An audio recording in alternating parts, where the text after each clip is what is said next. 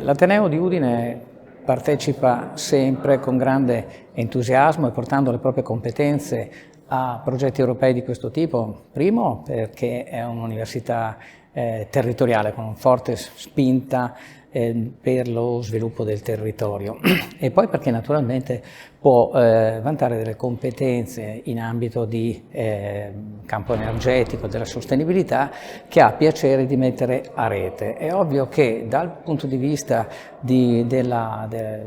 accademico, diciamo, la possibilità di interagire con realtà produttive o altre istituzioni del territorio costituisce un valore aggiunto, perché praticamente si dà anche una valorizzazione all'attività della ricerca, creando poi oltretutto la possibilità di sviluppare, come in questo caso, progetti pilota che possono diventare delle vere e proprie best practice da condividere con il territorio a favore naturalmente di tutta la società, non solo territoriale a questo punto, ma anche di ambiti ben più ampi.